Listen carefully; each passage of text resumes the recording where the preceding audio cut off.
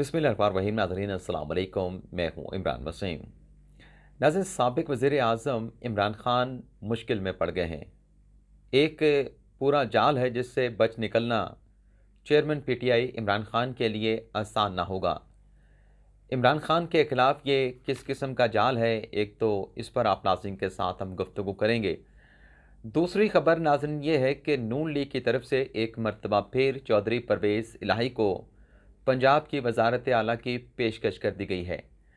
अब ये पेशकश परवेज़ इलाही को कब, कैसे और किसकी तरफ से की गई है, इसकी डिटेल भी आपके साथ शेयर करेंगे।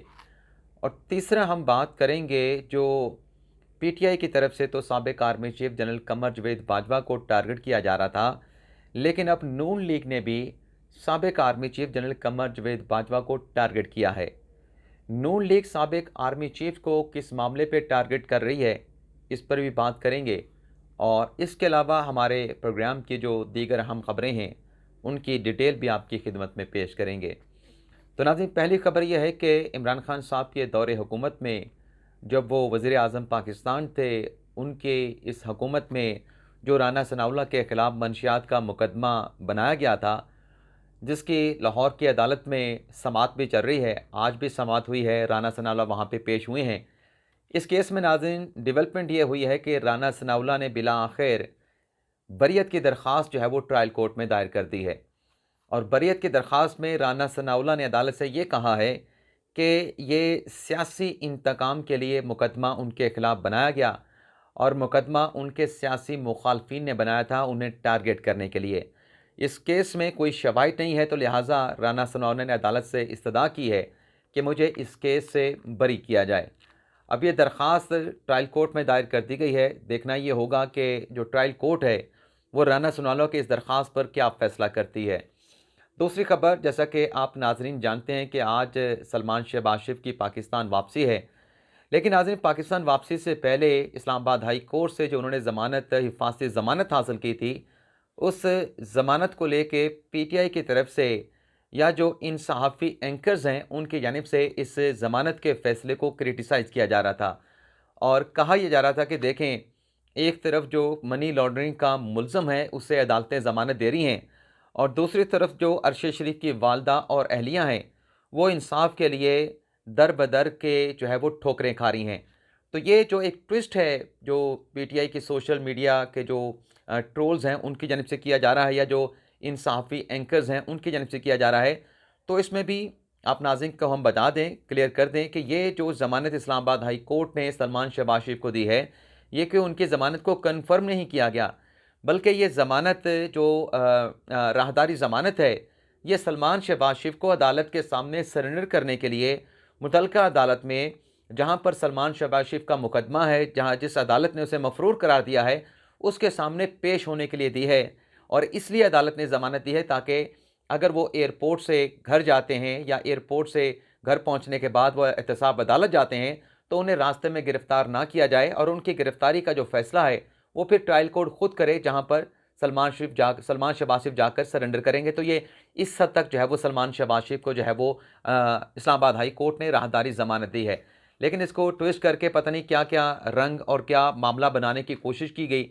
जहाँ तक सहाफ़ी अरशद शरीफ साहब के कत्ल की तहकीकात का मामला है, तो उनकी अहलिया और उनकी जो वालदा हैं, वो सुप्रीम कोर्ट में पेश हुई हैं। सुप्रीम कोर्ट ने इस मामले के ऊपर सो मोटो एक्शन लिया है। सुप्रीम कोर्ट ने जीआईटी बनाई है, जो हुकूमत ने बनाई है, उस जीआईटी को सुप्रीम कोर्ट ने अप्रूव भी कर दिया है, और उस जीआईटी का पहला इजलास भी हुआ है। ये फ़ौजदारी मुकदमा है। फ़ौजदारी मुकदमे में कोई इतनी जल्दी तहकीकात नहीं होती, इतनी जल्दी मुकदमात के फ़ैसले नहीं होते, क्योंकि अगर जल्दबाजी में किसी फ़ौजदारी केस को जो है वो तहकीकात को कंक्लूड कर लिया जाए, उसमें अगर कड़ियाँ आपस में जुड़ी हुई ना हो, तो फिर अल्टीमेटली होता यह है कि मुल्ज़मान बरी हो जाते हैं। और फिर इसमें जो केस है अरशद शरीफ साहब का, वो केस शुरू ही केनिया से होता है। जो उनके वहाँ के मेज़बान थे खुर्रम और वक़ार, वहाँ से ये सारा केस शुरू होता है। तो खुर्रम और वक़ार जो है वो तो जीआईटी के साथ उस तरह से तावन भी नहीं कर रहे, पाकिस्तान वापस भी नहीं आ रहे। लेकिन जो नई जीआईटी एफआईआर के इंदराज के बाद बनाई गई है, उसका नाज़रीन पहला इब्तदाई इजलास हुआ है। उस इजलास में तो जीआईटी ने एक तो अपने टीओआर्स, यानी इस जीआईटी की तहकीकात की हदूद क़यूद क्या होगी, उस पर उन्होंने टीओआर्स बनाने का फ़ैसला किया है। दूसरा, जीआईटी ने अरशद शरीफ साहब की वालदा और उनकी अहलिया का बयान रिकॉर्ड करने का भी फैसला किया है। तीसरा जो फैसला किया गया है वो ये है कि जो JIT है, इससे पहले इंक्वायरी टीम बनी थी FIA के अफसरान की सरबराही में, लेकिन अब ये एक FIR के इंदराज के बाद नई स्पेशल JIT बनाई गई है। तो ये भी केनिया जाएगी और केनिया जाके इस मामले के फर्दर जो है ये JIT जो है वो तहकीकात करेगी। तो आपको यहाँ पे ये भी बता दें कि जो सलमान शहबाज की ज़मानत को, हिफाजती ज़मानत को क्रिटिसाइज़ किया जा रहा है, माजी में जब इमरान खान के खिलाफ दहशतगर्दी का मुकदमा इस्लामाबाद की हदूद में दर्ज किया गया था मौजूदा हुकूमत की तरफ से, और इमरान खान बनी गाला में मौजूद थे, लेकिन इस्लामाबाद हाई कोर्ट ने उन्हें राहदारी ज़मानत दी थी मुतलका फोरम पे पेश होकर सरेंडर करके ज़मानत हासिल करने के लिए। तो हमने अपने एक वीलॉग में बताया था कि ये जो इमरान खान साहब ने पेश हुए बगैर इस्लामाबाद हाई कोर्ट से हिफाजती ज़मानत हासिल की है, यही फ़ैसला मुलजमान की पेशी के बगैर हिफाजती ज़मानत हासिल करने का आइंदा मुख्तलिफ केसेस में, यानी इमरान खान साहब के जो सियासी मुखालफिन हैं या जो दीगर जो सियासी लोग हैं, वो इसी फैसले को बुनियाद बनाकर मुख्तलिफ हाई कोर्ट से जो है वो, या इस्लामाबाद हाई कोर्ट से जो है वो राहदारी ज़मानत जो है वो हासिल करेंगे। ख़ास तौर पर हमने नवाज शरीफ का जिक्र किया था कि नवाज शरीफ की जब भी पाकिस्तान वापसी होगी, वो इसी फैसले को, जिसमें इमरान खान को पेश हुए बगैर हिफाजती ज़मानत दी गई है कि वो मुतलका फोरम पे जाएँ, वहाँ पे जाके सरेंडर करें, वहाँ पे जाके ज़मानत हासिल करें, तो यही फैसला नवाज शरीफ को भी सपोर्ट करेगा। अब अगली जो खबर आपके साथ हम शेयर करने जा रहे हैं, वो खबर, एक मिनट नाज़रीन, लगता है कि पाकिस्तान का छठा खिलाड़ी भी आउट हो गया, और मुझे लग रहा है कि पाकिस्तान जो है वो जो इंग्लैंड का स्कोर है 281, उसको भी लगता है कि क्रॉस नहीं कर पाएगा, और इंग्लैंड जो है वो अच्छी एक हेल्दी लीड जो है वो हासिल करने में कामयाब होगा। अगली जो नाज़रीन खबर है वो है नाज़रीन आज़म सवाती साहब से मुतल्लिक। आज़म सवाती साहब को जैसा कि आप जानते हैं कि बलूचिस्तान पुलिस ने गिरफ़्तार किया था, इस्लामाबाद पुलिस ने उनके हवाले कर दिया था, लेकिन बलूचिस्तान हाई कोर्ट ने उनके खिलाफ बलूचिस्तान के सूबे में दर्ज किए गए तमाम मुकदमात को ख़त्म कर दिया था। लेकिन उसके बाद कल रात जो डेवलपमेंट हुई, इसमें बलूचिस्तान पुलिस ने आज़म सवाती को सिंध पुलिस के हवाले कर दिया है। लेकिन उसके बाद डेवलपमेंट रात क्या ये भी हुई है, कल ये भी हुई है कि जो इस्लामाबाद में उनका फार्म हाउस है आज़म सवाती साहब का, जो उनकी अहलिया के नाम पे है, उसे कैपिटल डेवलपमेंट अथॉरिटी, जिसे CDA कहते हैं, उसकी तरफ से सील कर दिया गया है। और फार्म हाउस को सील इस बुनियाद पे किया गया कि उसमें गैर कानूनी तामीरात की गई थी। आखिरी फाइनल नोटिस गुज़िश्ता हफ्ते जो है वो आज़म सवाती के अहलिया को दिया गया था, लेकिन नोटिस के बावजूद उन गैर कानूनी तामीरात को नहीं गिराया गया था। तो अब CDA ने उस फार्म हाउस को सील कर दिया है। और यहाँ पे आप नाज़रीन को ये भी बता दें कि 2018 में जब इमरान खान साहब की हुकूमत बनी थी, आज़म सवाती के जो एक तनाज़ा बना था अपने हमसाये के साथ, उनकी बच्ची के साथ, उनके बच्चों के साथ तशद्दुद हुआ था, उस वक्त भी ये गैर कानूनी तामीरात का मामला सुप्रीम कोर्ट के सामने रखा गया था। तहकीकाती रिपोर्ट इस्लामाबाद पुलिस ने, इस्लामाबाद की इंतज़ामिया ने सुप्रीम कोर्ट को पेश की थी, लेकिन उसके ऊपर फर्दर कार्रवाई ना हो सकी थी। तो 7 नोटिस तो इन गैर कानूनी तामीरात के ऊपर इमरान खान साहब के दौरे हुकूमत में भी आज़म सवाती की अहलिया को जो है वो जारी किए जा चुके हैं। लेकिन आखिरी हफ्ते, गुज़िश्ता हफ्ते, ये अल्टीमेट नोटिस जो है, फाइनल नोटिस जो है, CDA ने उस फार्म हाउस में की गई गैर कानूनी तामीरात से मुतल्लिक जो है वो आज़म सवाती की अहलिया को जारी किया था। अब आपको बताते हैं कि नून लीग जो है वो साबिक आर्मी चीफ कमर जावेद बाजवा को नाम लिए बगैर कैसे उन्होंने टारगेट किया है। नाज़रीन, अयाज सादिक साहब रात शाज़िब खानज़ादा के प्रोग्राम में मौजूद थे और उन्होंने कहा कि जो मोनिस सलाई साहब ने स्टेटमेंट दिया है कि वो जनरल बाजवा के कहने के ऊपर इमरान खान के पास बनी गाला गए और PTI को इमरान खान को सपोर्ट करने का, उनका साथ देने का फ़ैसला किया। अयाज सादिक ने कहा कि मोनिस सलाई के इस बयान के बाद हमें शुबा है कि जो 17 जुलाई को 20 सूबाई असम्बली की नशिस्तों के ऊपर इंतखाबात हुए थे, उस इलेक्शन की शफाफियत के ऊपर भी हमें शक शुबा है। यानी हमें शक ये है, जो अयाज सादिक साहब ने कहा, कि आया कि वो इलेक्शन साफ शफाफ थे या फिर वो इलेक्शन जो 17 जुलाई को पंजाब की 20 नशिस्तों पे हुआ, या उस इलेक्शन को मैनेज किया गया है। तो ये army chief general Qamar Javed Bajwa की रिटायरमेंट के बाद पहली बार नून लीग ने किसी मामले के ऊपर साबिक army chief general Qamar Javed Bajwa को उनका नाम लिए बगैर जो है वो टारगेट किया है। अगली जो खबर जो आपके साथ शेयर करनी, लेकिन उससे पहले आपको ये भी बता दें कि अयाज सादिक ने यह भी कहा है कि अगर इमरान खान साहब जो है वो KP और पंजाब की असम्बलियाँ तहलील कर देते हैं, तो ये हमारे लिए, नून लीग के लिए और जो हुक्मरान इत्तेहाद है उसके लिए ये विन विन सिचुएशन होगी, विन विन सूरत हाल होगी। तो देखते ही है कि इमरान खान साहब पंजाब की असम्बलियाँ तहलील कर पाते हैं, नहीं कर पाते, लेकिन इख्तलाफात की खबरें तो तक़वियत पकड़ती चली जा रही हैं। क्योंकि फवाद चौधरी साहब ने भी स्टेटमेंट दिया कल, और जिसमें उन्होंने कहा कि अगर काफ लीग ये चाहती है कि उनका पीटीआई के साथ इत्तेहाद रहे, तो इस इत्तेहाद को बरकरार रखने के लिए जो पंजाब की असम्बली है उसे तोड़ना पड़ेगा।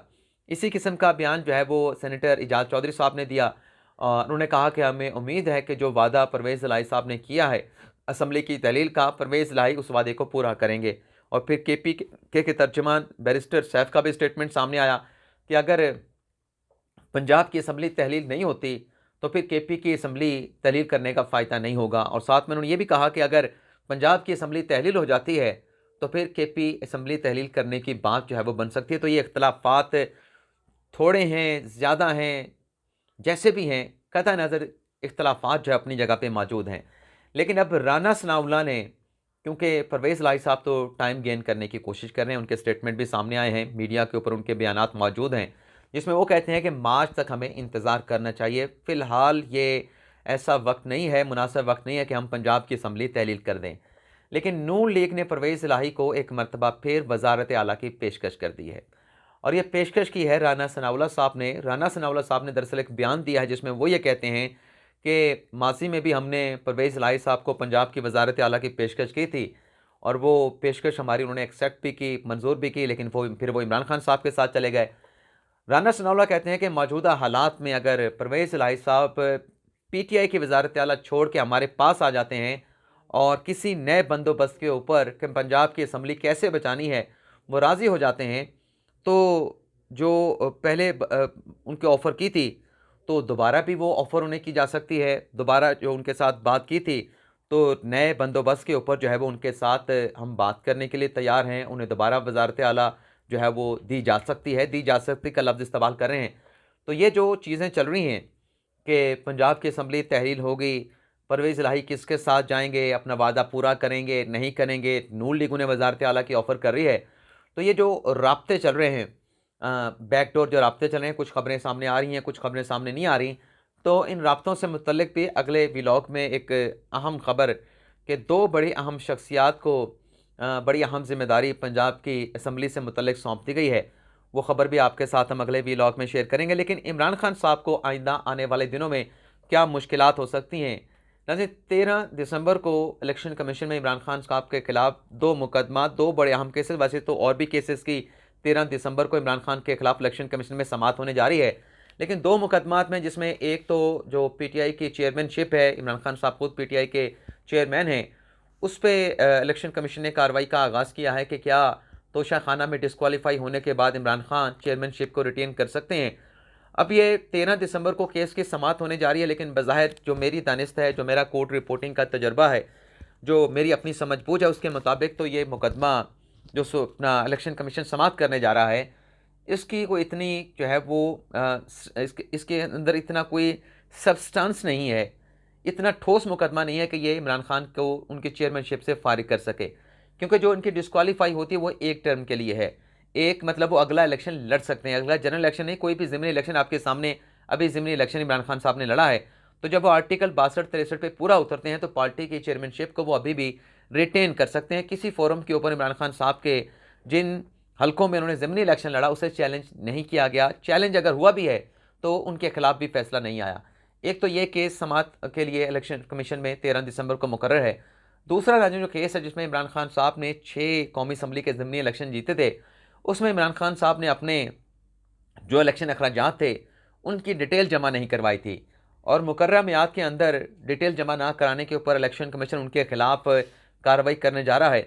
इस केस में अगर इमरान खान साहब ये कोई जवाब पेश ना कर सके कि वो उन्होंने इलेक्शन के अखराजात की डिटेल क्यों जमा नहीं करवाई, तो इन 6 नशिस्तों से खान साहब जो है वो फारिग हो जाएंगे। नोटिफिकेशन तो उनका पहले नहीं हुआ। LA 95 की सीट जो वो मियाँ वाली से जीते थे तोशाखाना में, उनको खान साहब को पहले डिस्क्वालीफाई किया जा चुका है। तो ये 6 सीटों से खान साहब महरूम हो सकते हैं। लेकिन जो 7वीं सीट है कुर्म एजेंसी से, जहाँ खान साहब जीते थे, वहाँ पर भी खान साहब ने इलेक्शन के अखराजात की तफसीलात तो जमा करवाई हैं, लेकिन वो भी जो 3 दिन की मियाद होती है उसकी गुजरने के बाद, वो मियाद गुजरने के बाद खान साहब ने वो तफसीलात जमा कराई हैं, तो वो मामला भी इलेक्शन कमीशन के ज़ेर समाअत आएगा। लेकिन जो सबसे संगीन इशू है, पेचीदा इशू है, जो खान साहब के गले पड़ सकता है, वो मुबैना बेटी टैरियान का केस है, जिस पर इस्लामाबाद हाई कोर्ट ने इमरान खान साहब से भी जवाब मांगा है, इलेक्शन कमीशन से भी जवाब मांगा है, और अगर नाज़रीन इस केस में अगर इमरान खान के खिलाफ फैसला आ जाता है, खान साहब डिस्क्वालीफाई हो जाते हैं, एक तो खान साहब ताहयात डिस्क्वालीफाई होंगे क्योंकि नॉमिनेशन पेपर में मुबैना वेजिटेरियन को जाहिर ना करने पे आर्टिकल 62(1)(f) का इतलाक होगा। ये प्री नॉमिनेशन का केस बन जाएगा। प्री नॉमिनेशन पेपर का जो है वो केस बन जाएगा। और इसके साथ साथ फिर अगर ये फैसला जिस तरह से तोशाखाना का खान साहब के खिलाफ आया और खान साहब के खिलाफ फौजदारी ट्रायल का आगाज़ हो चुका है नीचे इस्लामाबाद की अदालत में, यहाँ पर भी अगर मुबैना वेजिटेरियन का फैसला इमरान खान के खिलाफ आए तो यहाँ पर भी खान साहब को फौजदारी केस का, फौजदारी मुकदमे का, फौजदारी ट्रायल का सामना करना पड़ेगा, जिस तरीके से तोशाखाना में खान साहब को फौजदारी ट्रायल का सामना है। और जो 50 अरब की पाकिस्तान मुंतली का केस है वो भी खान साहब के खिलाफ नैब जो है वो जो तहकीकात कर रहा है वो भी इमरान खान के खिलाफ लग रहा है कि रेफरेंस जो है वो एहतसाब अदालत में दायर होगा। वहाँ भी खान साहब को इस बड़े केस को जो है वो फेस करना पड़ेगा। तो ये खान साहब के खिलाफ मुकदमात का एक जाल है जिसमें खान साहब के लिए पेचीदगियाँ ही पेचीदगियाँ हैं। अब खान साहब इसको फेस कैसे करते हैं ये खान साहब पे डिपेंड करेगा। इजाज़त चाहते हैं, अल्लाह हाफिज़।